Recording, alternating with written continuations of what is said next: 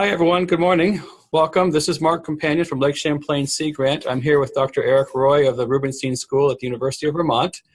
This is an awesome little webinar on phosphorus in soil and water.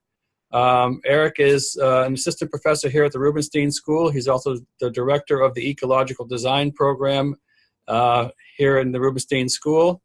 This is another webinar in a series that we're hosting in collaboration with the Composting Association of Vermont and the Vermont Department of Environmental Conservation to help folks better understand the dynamics of what's going on with stormwater and phosphorus and soil health and the green infrastructure that we've been working with a lot.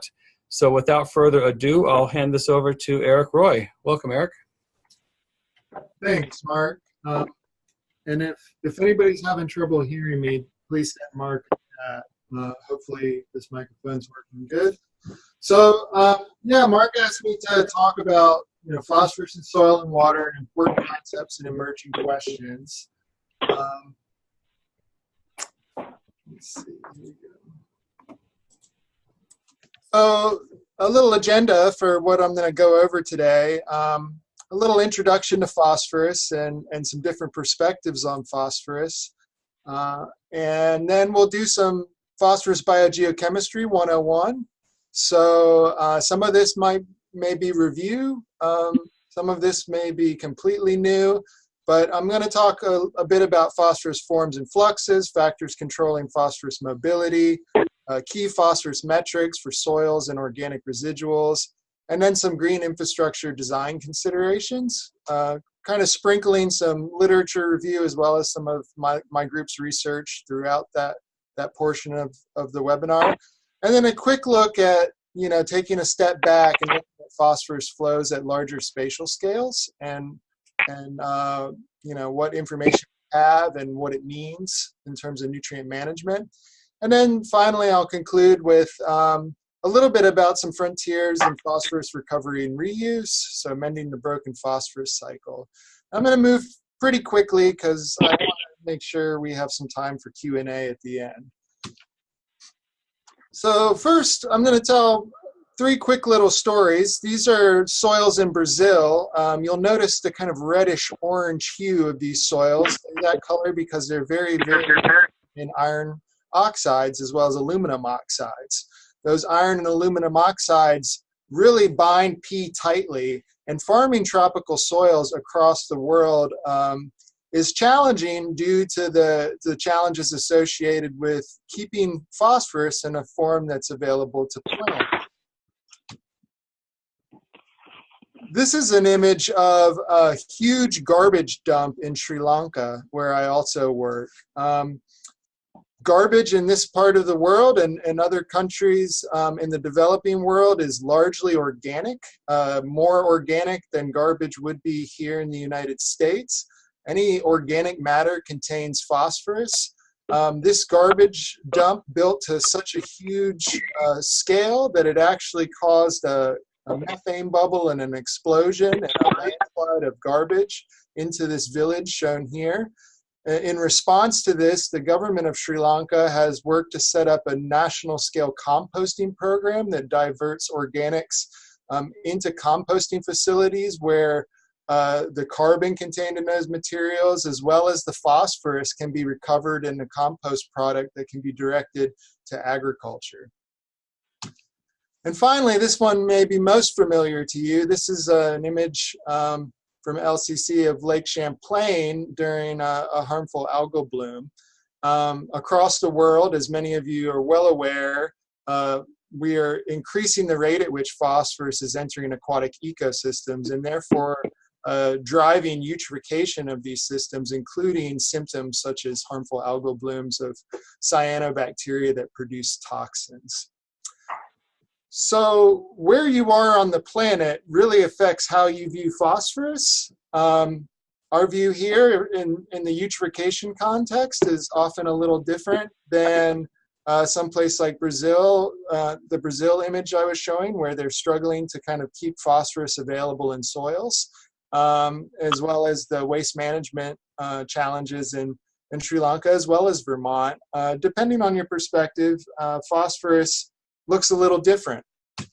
So where's all this phosphorus coming from, or a lot of it coming from? Much of the phosphorus that's entering the global food system, which in turn is entering our agricultural systems and watersheds, and eventually, in many cases, aquatic ecosystems, as well as the phosphorus entering our bodies in terms of the food we're eating, is coming largely from phosphate rock mining. And so, you know, the phosphorus cycle is a geologic cycle in the big picture, and it's made up of kind of phosphorus slowly being released through the weathering of rock in uplands, and then kind of making its way through watersheds to aquatic ecosystems. Well, we have begun to mine phosphate rock, which rapidly has increased the rate at which phosphorus that was bound in rock is entering watersheds and ecosystems. So in a sense, this is similar to fossil fuels in that we're mining something that was kind of held within the earth and not really part of circulation within ecosystems, and we're adding that phosphorus into ecosystems, much like we're adding carbon emitted from fossil fuel combustion into the planetary ecosystem. And so the way I approach nutrient research in our lab, we call ourselves the Nutrient Cycling and Ecological Design Lab, is through three themes of what we call nutrient stewardship. And we didn't invent the phrase, but we're running with it. And those three themes are nutrient use efficiency in food systems, resource recovery and reuse, and green infrastructure. So I'm going to sprinkle a little bit of all of this throughout this talk. But let's kind of get down to some basics and just kind of do a review of the phosphorus cycle, focusing on some key components that have practical implications. And I like to introduce the phosphorus cycle using the wetland phosphorus cycle. It's nice because it has both aerobic and anaerobic environments. So aerobic being environments with oxygen, anaerobic being environments where there's little or no oxygen.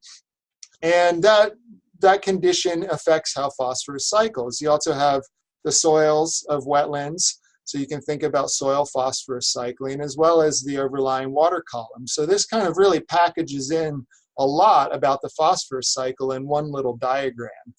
And the first thing I want to point out is that we can kind of split this phosphorus cycling diagram into two pieces. And before I do that, just very quickly, so, you know, dissolved inorganic phosphorus, DIP in this diagram, is often used interchangeably with soluble reactive phosphorus, SRP, which you might be more familiar with, or dissolved reactive phosphorus, DRP.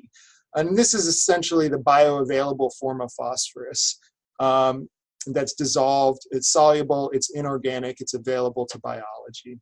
And I just wanted to point that out because we'll talk a lot about DRP and SRP later in the talk. But so let's break this down a little bit. And the first thing I want to focus on within this diagram is we have this kind of cycle between inorganic and organic phosphorus forms. And the easiest way to describe this is that phosphorus in its inorganic dissolved form is available to plants. So plants assimilate that phosphorus into their biomass. They need it to grow. Phosphorus is a part of all living organisms. It's part of our DNA. It's actually, you know, the P in ATP. So any living thing on Earth needs phosphorus. So for plants and algae and other microbes, the dissolved inorganic form of phosphorus is what they can access. And so they assimilate that phosphorus into their biomass, and then it's essentially the cycle of life and death. When those organisms then die, the phosphorus contained within their bodies can, which we at that point would call particulate organic phosphorus, can be broken down over time through decomposition and eventually converted back into dissolved inorganic phosphorus. So there's this cycle between the inorganic forms that plants need, the organic matter contained within both living and dead biomass, and then the eventual release of the phosphorus held within organic matter to the dissolved inorganic form. The other part of the phosphorus cycle that's really important to understand is more of the inorganic chemistry associated with phosphorus. And as I tell my students, phosphorus has very few lovers, but it loves them quite a bit. And they are iron, aluminum, calcium, magnesium, sometimes manganese, depending on the nature of the soil. These are elements, metals, that are positively charged, that have frequent interactions with phosphorus in ecosystems. And phosphorus can become adsorbed and bound. And, absorbed kind of being a lesser tightly held version, and bound being a more kind of strongly held version of how phosphorus is kind of connected to these metals in ecosystems, and actually can become part of particulate compounds. And, this is one reason the fact that phosphorus tends to interact with these metals is one reason that phosphorus tends to be transported attached to particles, because it's actually being held by these metals that are part of the particles or the sediment that's being transported through aquatic ecosystems. So those are kind of, the two sides of the phosphorus cycle that are really important to understand. One other thing that I will emphasize here is at no point in this diagram do you see an arrow coming out of this ecosystem and into the atmosphere, which essentially means that once phosphorus is in an ecosystem, it either flows out of that ecosystem into another one downstream, or it accumulates. There is no process by which phosphorus, well, one exists, but it's very uncommon under conditions normally encountered on Earth. Phosphine gas, there is a gaseous phosphorus form, but it's rarely encountered. But in general, there is no release of phosphorus to the atmosphere like there is with carbon, like there is with nitrogen. So this has real big implications in terms of management, which we'll get to. And then just a little more detail on some of the inorganic phosphate reactions. So, kind of zooming in here, what's actually going on when phosphorus is interacting with these metals? And there can be precipitation reactions where essentially two dissolved metals and dissolved phosphate can interact to form insoluble particle. And then anion exchange is another one where phosphorus can actually replace other anions on cation exchange or anion exchange complexes, and so kind of reacting with the aluminum here. Also reaction with hydrous oxides, kind of similar to what I've just described, and then fixation by silicate clays. And these are just some examples of how, at a chemical level, phosphorus is actually getting stuck to particles or becoming insoluble in solution. And when we think about the different forms of phosphorus, I've already alluded to this, but the first way we can break it down is into inorganic and organic forms, and that's relatively straightforward. But beyond that, things get a little more complicated. And most of the time, we define phosphorus forms based on series of chemical extractions, which are designed to try to target certain pools of phosphorus within a soil, for example. This is just one example of such an extraction scheme. It's called sequential fractionation. This is one I have some experience with, but there are others. And essentially, under inorganic P and organic P here, these are essentially going in increasing, as you go down the list under each section, it's increasingly stable. So it means we're moving from forms of phosphorus that are more likely to become soluble to forms of phosphorus that are very tightly bound, whether that's a strong connection with calcium in a form such as apatite, or in organic matter that's just really stable and not going to break down, sort of the accumulation of peat-like materials you imagine in wetlands as you're building organic soil. So when we think about sorption, I'm going to talk about sorption in several contexts as we move through. So just a little quick primer is phosphate anions are negatively charged, so they're going to interact with positively charged surfaces. And the rate at which sorption occurs is dependent on two things, really. The ability of the solid particle to retain phosphorus, so the chemical nature of that particle, as well as how much phosphorus is in solution that's available to be sorbed. So in some cases, as you add more and more phosphorus to solution, you can sorb more, but ultimately there's a limit on how much a solid particle can sorb. And then over time, you know, you can almost think of initial sorption as almost like static. I mean, this happens very quickly, but is not necessarily something where the phosphorus is really strongly held. But over time, the phosphorus can actually diffuse into the solid phase and free up sites on the exterior of solid particles for more sorption. And that's a slower process. So that's hours to days, whereas initial sorption can take seconds to minutes. And so some key factors that control phosphorus mobility, and this, you know, this applies to agriculture, this applies to wetlands, green infrastructure. The same rules apply across these things. The key factors are the rate of phosphorus release from organic material, the rate of phosphorus uptake by vegetation and or microorganisms. And so the balance between the release of P from organic material and the uptake of P into organic material is often influenced by the carbon to phosphorus ratio in that ecosystem. And that's kind of that cycle of life and death I talked about. And then, of course, after that is these inorganic chemical reactions, adsorption and desorption, P kind of sticking to iron and then being released under certain conditions, and then chemical precipitation of phosphorus and dissolution. So these are the key factors in any system that determine how mobile phosphorus is.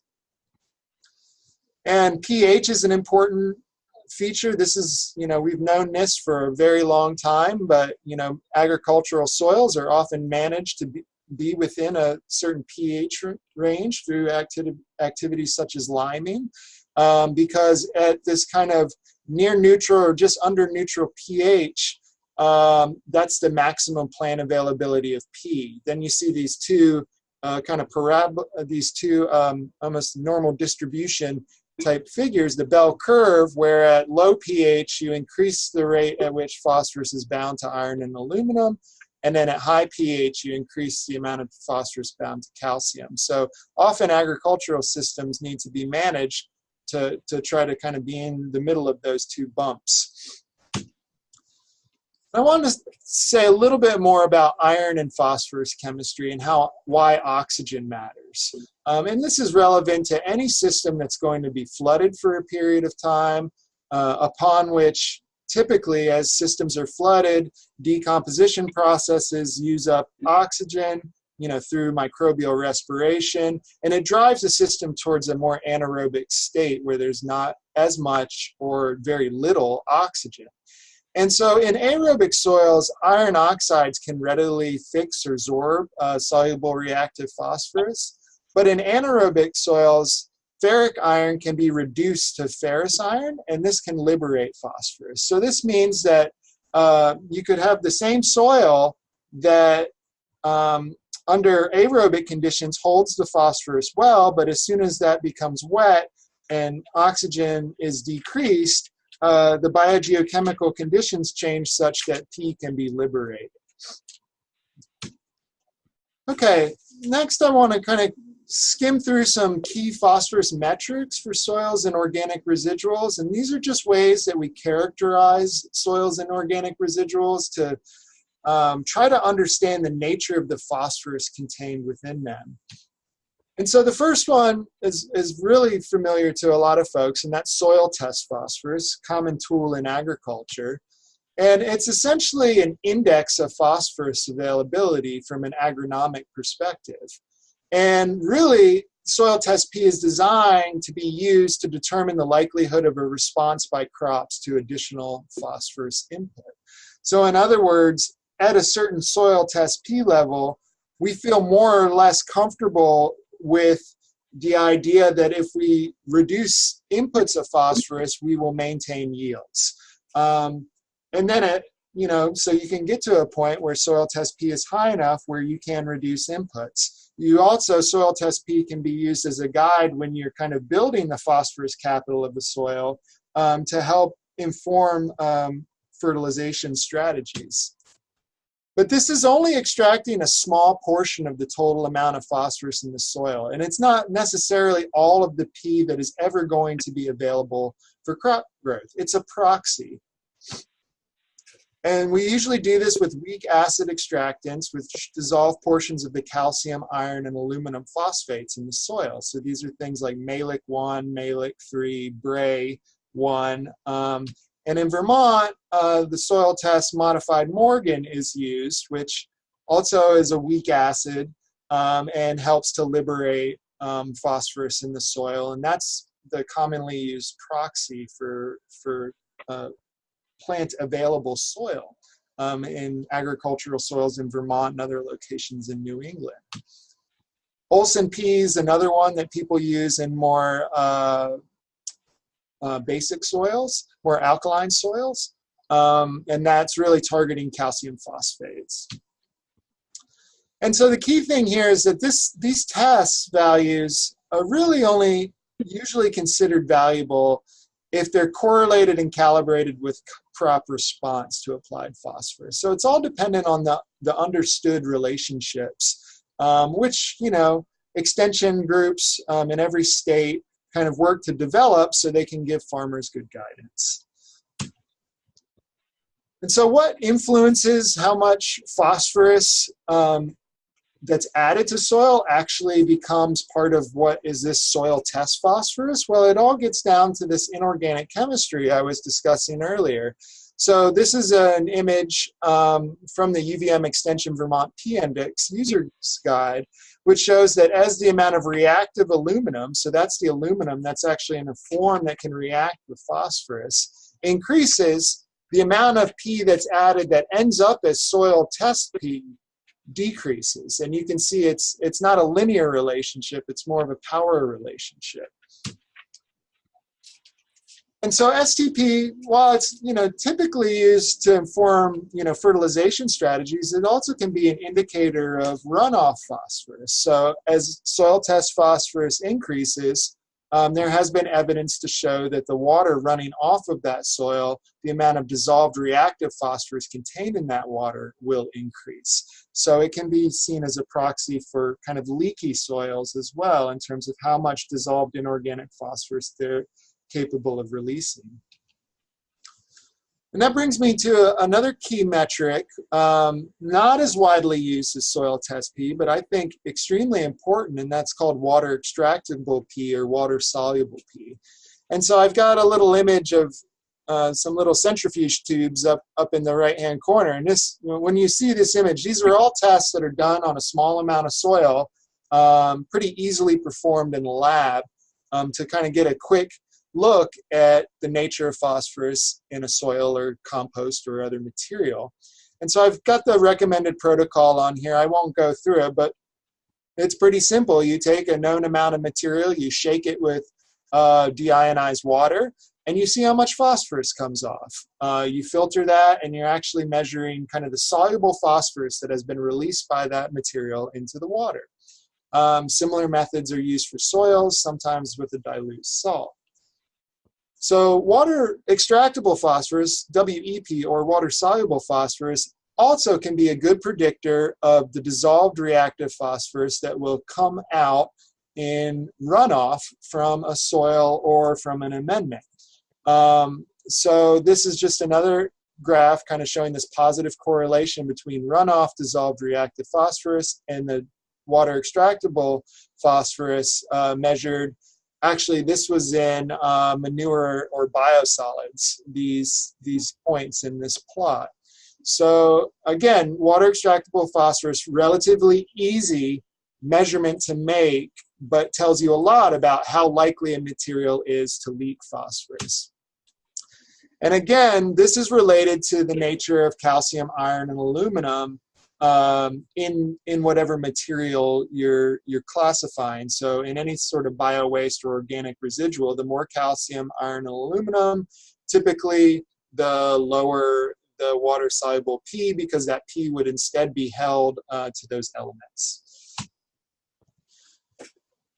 And so water-soluble phosphorus has been used to characterize a lot of different amendments. Here I just have some data for some compost that I collected from the literature. And you can see that the nature of, the feedstocks into the compost really help determine both the total phosphorus as well as what's water-soluble phosphorus. And it's also important to recognize that you may have a material that has a greater total amount of phosphorus, but a lower water-soluble phosphorus. It depends. So that means that total phosphorus, or TP as it's commonly called, is not always the best proxy for how much phosphorus is likely to be released by this material upon being inundated with water.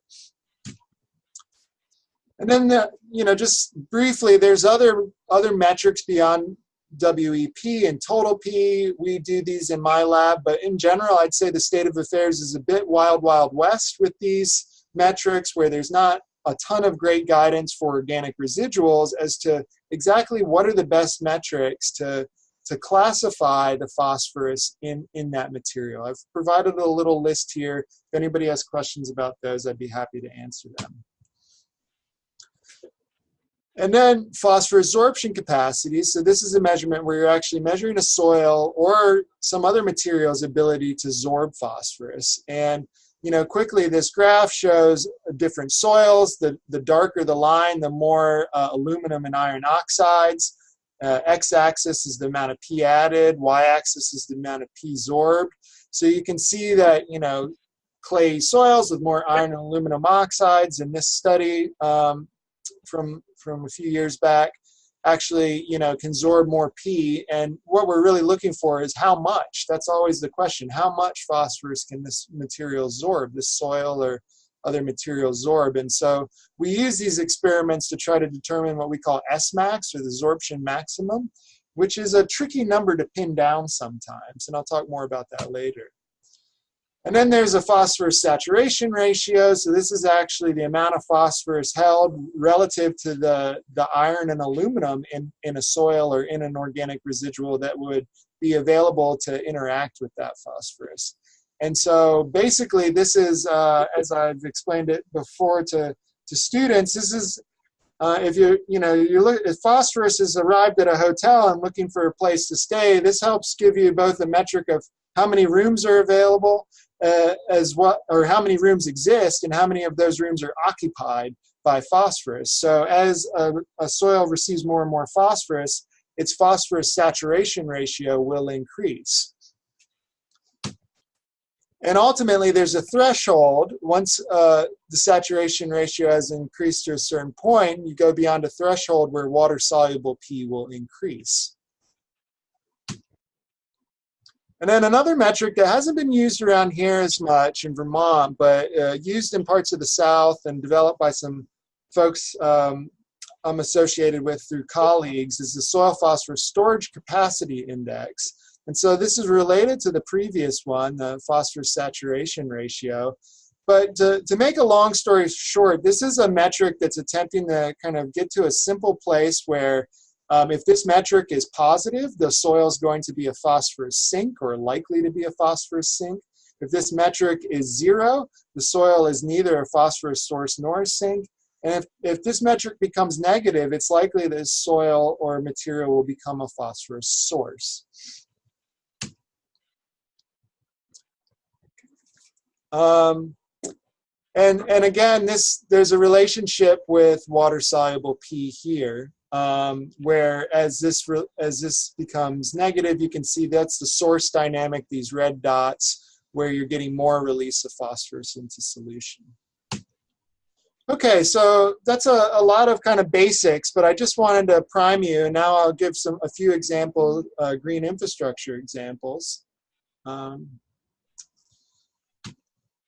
Well, first, before I move on, this is an image from Max Olton that I kind of used to introduce green infrastructure sometimes, because it includes all sorts of stuff in it: riparian buffers, wetlands, bioreactors, kind of the urban sector, the agricultural sector, wastewater treatments even in here, and industrial waste treatment. And, you know, we've been working for many, many years now on trying to better understand how ecosystems can play a role in water quality management using green infrastructure. And so, you know, for a long time, I think we've been operating under the assumption that all of these things do something good for phosphorus. And that assumption is not totally wrong, but I think we're discovering more and more that design matters, and how these systems are designed and where they're installed will determine whether or not they will actually help us in our efforts to manage phosphorus. And so one concept that's driving research in my lab right now is the idea of wetland phosphorus retention efficiency. And you know, there's been a lot of studies of treatment wetlands or constructed wetlands that are constructed to, you know, treat agricultural runoff or urban runoff or other industrial waste processes.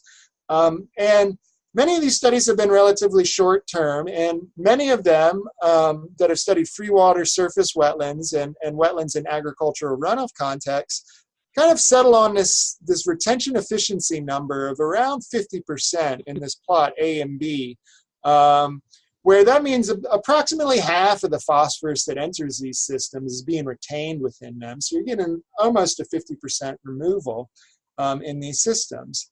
Now, there's other types of wetlands where we really just have a lot less information. So these red, the red here, the narrow line means that we have less data, and the more of the y-axis it occupies means there's a greater amount of uncertainty. So the shorter green boxes indicate, you know, a lot of data with more certainty, and then the skinny red lines indicate we don't have a lot of data and there's a lot of uncertainty about how effective these systems are at retaining phosphorus. And so, you know, we're working in my lab to try to understand, especially restored riparian wetlands, how do they function in terms of phosphorus cycling? And so many years ago, I was at Ohio State University. I worked at this lab where they actually had some constructed wetlands. And this, you know, over the years, they monitored phosphorus going into and leaving these constructed wetlands. And there's not a lot of long-term studies like this. Again, often we kind of study a system for years 1 and 2, but what's happening in year 15 is not as well understood.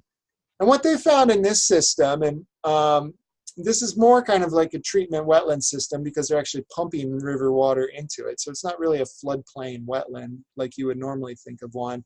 But what they found is that there was very good phosphorus retention in this system in the early years. So in the initial, you know, 3-4 years of its life, it was retaining a lot of phosphorus. However, that retention efficiency declined over time. And by year 15, there was much less overall retention of phosphorus. And this is kind of emblematic of some stories that of other systems that have been studied more intensively for longer periods of time.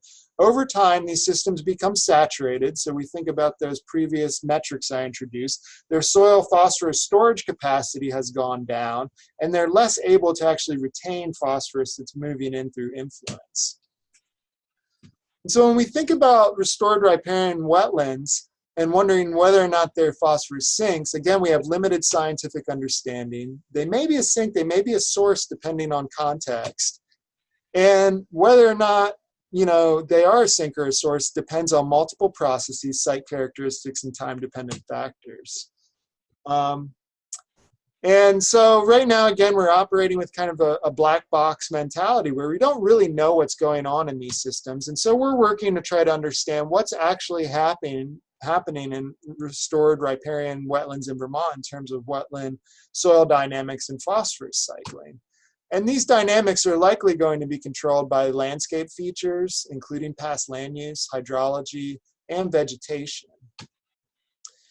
And it's obviously, you know, very complicated in terms of where is all the phosphorus in these different boxes, these different stocks, and how is it moving between these different stocks. And ultimately, it's a question of mass balance. How much is being retained versus being released? And so here, a list of possible mechanisms of P retention and then possible mechanisms of P release. There can be retention of particles during floods. There can also be erosion of particles during floods, assimilation of phosphorus into organic matter and organic soil accretion, and soluble reactive phosphorus released from organic matter when it's decomposed or mineralized and converted into an inorganic form. Sorption of phosphorus can happen to soils, but it can be desorbed from soils as well. And then there can be diffusion of phosphorus from water into wetland soils, as well as diffusion of SRP out of wetland soils. And ultimately, I think it's probably largely comes down to the balance between these two highlighted in red. Are we retaining particles that have phosphorus associated with it during floods? And how does that balance out with any SRP that's released during inundation events? And so we've been doing some preliminary work. We have a new study funded by the Lake Champlain Basin program, which we're starting this year. But I just want to show you a few results just to kind of show you some things we've seen in the early portion of this work. And so these are intact core incubations where we actually take wetland soils from these environments, we put them under different conditions, and monitor how much phosphorus is released under those conditions. And so the first thing graph I'll show, you have the incubation time. So these are these intact soil cores in incubation, and then the SRP concentration of the overlying water over time. And we have aerobic and anaerobic incubations. And first thing to notice is that there's more SRP released during anaerobic incubations. That's not necessarily surprising. But you can see it kind of levels out at a certain point in either case, where you don't have a continual increase. Once there's a certain amount of phosphorus in the water, the flux of SRP slows down or stops. And so this previous site, this first site, that was conserved in 2006 and restored in 2009. The second site was conserved in 2009 and restored in 2010. Similar dynamics here, similar concentrations of SRP. But we've also been looking at a site that was conserved in 2017 and so far unrestored. So this site has not really, it's more recently been in agriculture. It's not necessarily been flooded as often following some sort of hydrologic restoration yet, but it will be. And this site had much higher release of SRP. And so far, this is really early data, but our thinking is that some of these former agricultural sites might actually have this stock of SRP that release, storage of phosphorus that can be released as SRP. But we don't really know how long this will last. This could be a very short-term thing, and then we get to a situation where there's a lot lower release of phosphorus from these soils during flooding. And then ultimately, we have to try to balance this out with how much phosphorus is being deposited. So what is the net retention of phosphorus in these systems? We're still working on that. So some design considerations, and I'm going to move through these pretty quick. Many constructed wetland systems do provide P removal in early life. Over time, P loading to wetland systems can result in decreased soil phosphorus storage capacity, reducing retention efficiency. Some wetland systems start with a lower phosphorus storage capacity due to prior land use and P loading, and this may result in an initial pulse of P release upon flooding. P dynamics in riparian floodplain wetlands with emergent vegetation remain poorly understood and may not follow the same trajectories observed in flow-through treatment wetlands. I actually see reason for optimism that these systems, due to their kind of periodic flooding nature, may actually be better over time at retaining phosphorus than systems that are continuously loaded in a more of a flow-through situation. So we'll see. And keep in mind, there's numerous reasons to restore a wetland. Just want to throw that out there. Phosphorus management is only one. So I want to talk a little bit about compost, stormwater management, and nutrients. And I'm going to have to move a little quick because I think I'm using up a lot of time and I want to leave some time for questions. But bottom line is the challenge with compost is it contains nutrients. And these nutrients can be released into water. It's the reason it helps support plant health because it helps support the nutrients available to plants, but those nutrients can be lost.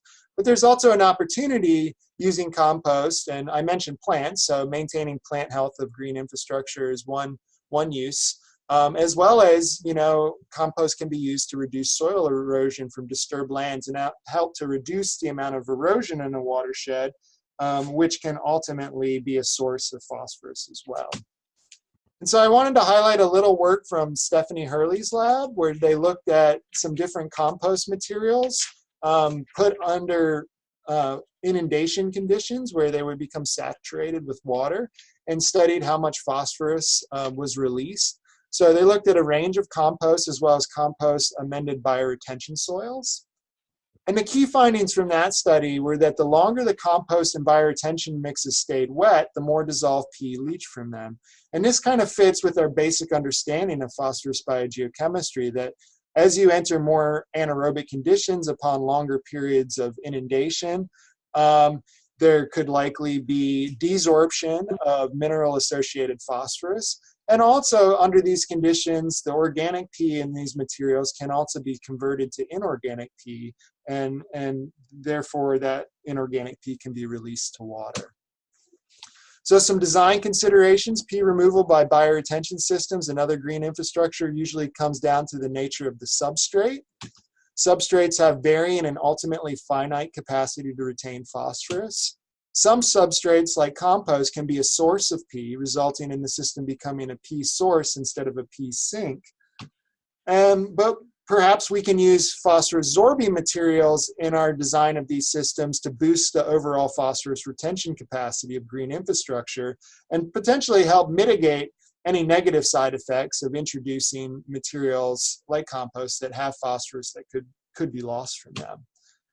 And also, just another reminder, keep in mind the hydrologic benefits of bioretention and other green infrastructure.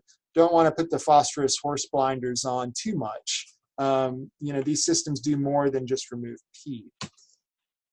And so one area of research we're working on is actually including a phosphorus-sorbing material, a waste product, drinking water treatment residuals, in bioretention systems to help enhance their ability to remove phosphorus. This work is funded by the US EPA. The student Micah Ment is pictured in the top right, really great PhD student who's studying this.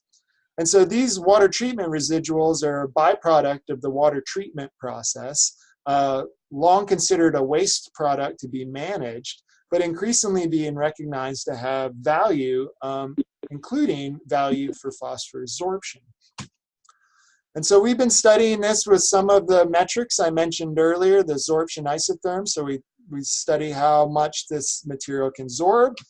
Long story short, it can absorb a lot. The absorption isotherms kind of help us get a first cut at how much phosphorus these materials can absorb. And the amount of absorption does vary from material to material, and we're currently unraveling exactly why. A lot of it has to do, we think, with surface area. Some of these materials have much greater surface area than others where phosphorus can be absorbed. And we've also done work looking at kind of more realistic concentrations of phosphorus for stormwater under realistic contact time, thinking of water actually passing through a bioretention cell. And all signs point to the fact that these materials can effectively remove phosphorus from solution. We're also doing column experiments, which is another way to really push this material to see how much phosphorus it can absorb. I can say that the column experiments thus far indicate even more absorption than we quantified in the absorption isotherm experiments. So we're really still trying to figure out what is the maximum capacity of these water treatment residuals to absorb phosphorus.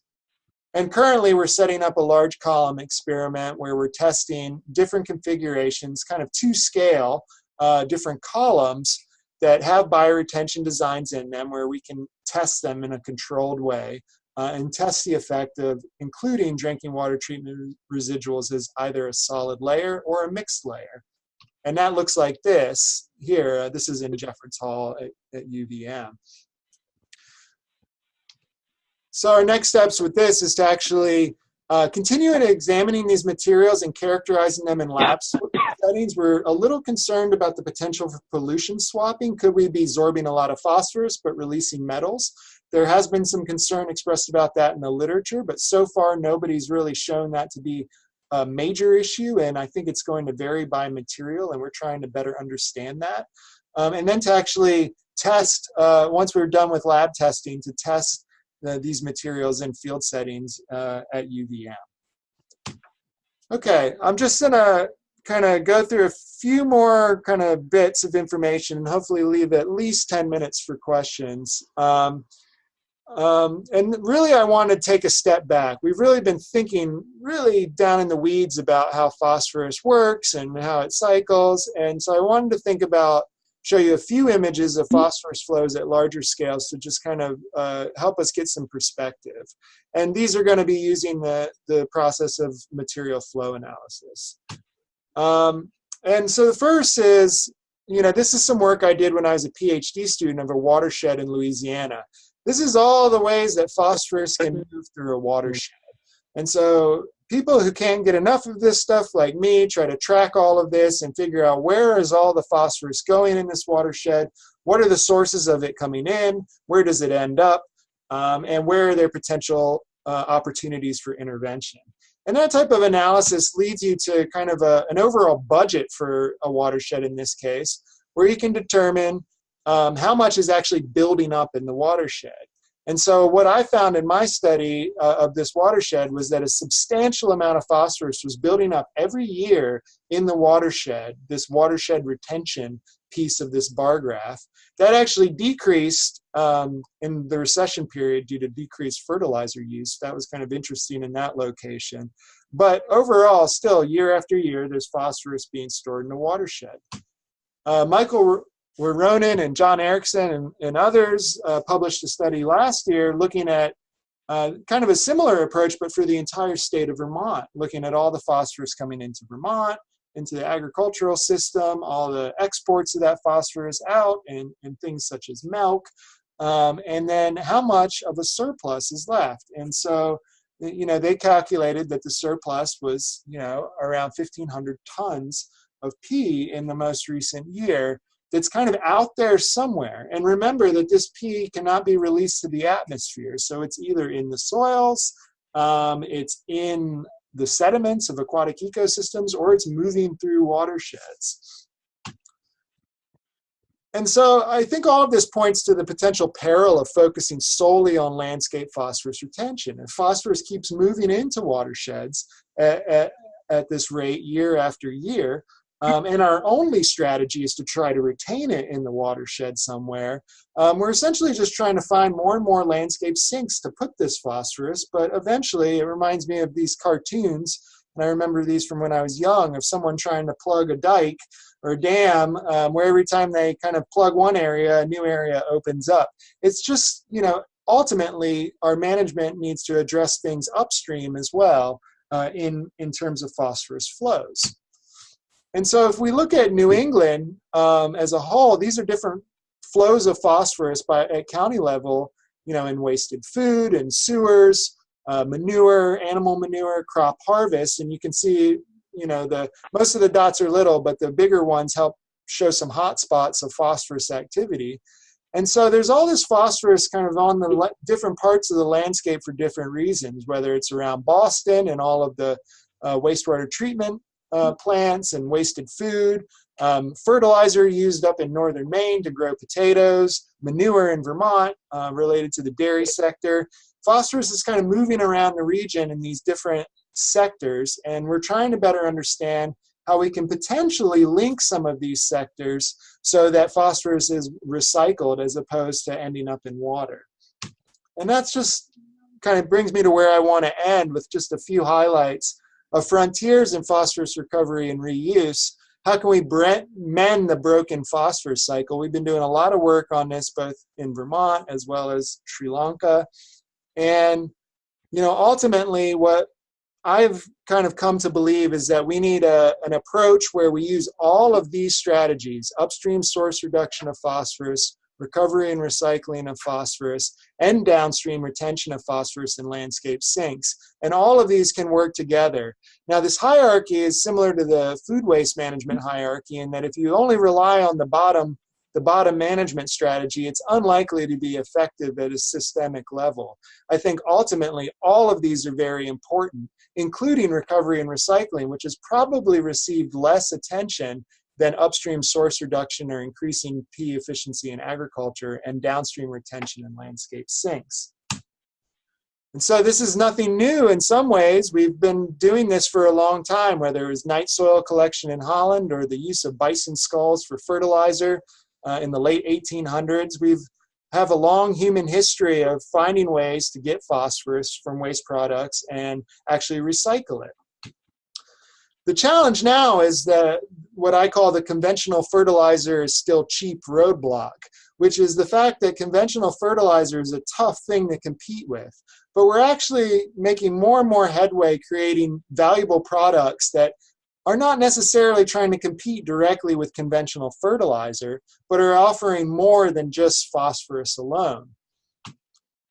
And so one highlight to kind of finish things up today that we're working on is we've been looking at anaerobic digestates, so manure that or combined manure and food waste that's fed to an anaerobic digester to create biogas for energy production. The material that comes out of the anaerobic digester is called a digestate. And so we've been looking at the liquid fraction of that digestate and trying to help understand how much of the phosphorus is contained in different fractions of that liquid material, including both what's actually soluble and what's attached to very fine solids. And this helps us think about what we can target in terms of phosphorus recovery. And so as a follow-up to that, as part of the Governor's Phosphorus Innovation Challenge, we're actually working with some industry partners who, one of those partners, DVO, has a technology that isolates the fine solids, which if you go to if we look at my previous slide, all the red, orange, and yellow, this is all phosphorus contained within the fine solids. So within this liquid digestate, that's the majority of the phosphorus. That can be separated with a technology produced by DVO, and that results in this what's called a PR cake, which here actually looks like a little cake. And we're currently working to develop plant food recipes based on that product and grow testing those at UVM, and really also working with the industry partners to help inform their business development. And so whenever you're designing a recycling process, there's so many things to consider, and I don't really have time to discuss all of these, but it's not just about can you recover phosphorus, it's then what are you going to do with it, what kind of product are you going to create, how much energy are you going to use while you're doing all of this, and what's the economic model for actually having a sustainable business. And so I'll conclude with just some design considerations that P recycling, due to this nature of kind of accumulating P in watersheds and the need to direct this elsewhere, P recycling is receiving increased attention, but it's not a panacea. It can complement efforts to increase nutrient use efficiency in agriculture and establish effective landscape phosphorus sinks, but research is needed on technology development and testing new products. And ultimately, I think the key challenge here is the development of sustainable business models. So that was a mouthful. I hope you learned something, and I think we have some time for questions. I used a lot of it. That's totally fine, Eric. This is fantastic information. Thank you so much. We have about 5 minutes to go. I have you all on mute, so if you'd like to ask a question, please send a chat. Danielle, I see a long question from you. We'll also have the option of, I suggest any other questions, email them to me, and then I'll send them to Eric, and we'll compile a list of question and answers that we'll send out to everybody in the not too distant future. So that's the price I pay for going long. So if you have a question, let me know. And I also need to know who you are. Okay, Lynette Claudon, good. Okay, Lynette asks, do we know the asset life of green infrastructure, considering the ability of infrastructure to absorb phosphorus? Asset life, given its ability to perform. That's a great question. It's really going to depend on the system. And I think, what we're trying to work on now is increasing that lifespan. But it's going to be on the order of years, not decades, I would say, in many cases. But I think we can extend that to decades pretty easily with better design. So if we enhance, if we include P-sorbing materials in green infrastructure, it could easily double, triple, or even by an order of magnitude increase the number of years at which that system will effectively remove phosphorus. But the exact answer to that question really depends on the system. Okay, thank you. Jess asks, curious what you know about the role of mycorrhizal fungi. Awesome, I have a question about that too. Partnering with plants, phosphorus uptake in the riparian zones. What percentage of P can plants uptake? What percentage of P can plants uptake? So yes, I mean, so in soils, I think, you know, one thing we're really interested in the riparian soils is how, you know, how does the buildup of stable organic phosphorus happen? Because that's ultimately the type of pool of phosphorus that could remain stable and not leak into overlying water. And so mycorrhizal fungi obviously can help plants access phosphorus in numerous ways. And there's also phosphorus solubilizing bacteria in the soil that are also kind of, in some ways, having symbiotic relationships with plants to help access phosphorus. We've also been thinking about fungi in terms of recovering phosphorus from waste streams as well, actually assimilating phosphorus into edible mushrooms. I didn't have a chance to go into that today. I kind of alluded to it with a figure. But in general, I think we need to understand more about the role fungi can play in both green infrastructure as well as resource recovery and reuse. Excellent. And I know Paul Stamets, who's a mycologist, well-renowned, uses the word mycofiltration. I'm curious to learn more about that. I just got a book, and I'll see what he talks about mycofiltration and what that might offer for solutions. Oh, Dan Albrecht. Okay. Dan asks, the maps of New England showing hotspots in Vermont for ag was very enlightening. Can you model the phosphorus reduction benefits of simply removing lands along rivers from further tillage and letting it vegetate? Also, what about modeling effects of tile drains? Yeah, so those are kind of two separate questions, and both of them very complicated. I think one thing to keep in mind is that you know, there is a legacy of phosphorus on agricultural landscapes often. Not always. There are definitely, and I want to make this point because I think it gets lost, there are soils, agricultural soils in Vermont that need inputs of phosphorus to remain productive. But there are other systems where a buildup of legacy phosphorus has occurred. So even if agriculture is ceased on those lands, that phosphorus remains and could remain a management challenge. So if we then flood those areas through restoration of hydrology, you know, that phosphorus could be lost to water. So it's something we need to study more carefully. And then the second part of the question was tile drains. Tile drains. That's a really complicated one too, because yes, you know, it could make it possible for soluble reactive P, the dissolved form, to actually move through subsurface through tiles and load it to water. But there can be a trade-off between that and surface runoff. And to my best knowledge, how that all balances out is there's still research being done to answer those questions about tiled versus untiled agriculture and differences in how phosphorus is lost from those systems. Great. We've reached 1 hour, so I'm sensitive to time. There is one more question from Justin of the Vermont Youth Conservation Corps. We'll answer that, but if you want to sign off, thank you for attending. Here's Justin's question. Does the degree of anaerobic conditions you see in lab studies that begin to increase SRP levels typically occur in field installations? Great question. We're on it. Okay. So we'll have oxygen sensors at sites starting this summer where we'll be looking at that.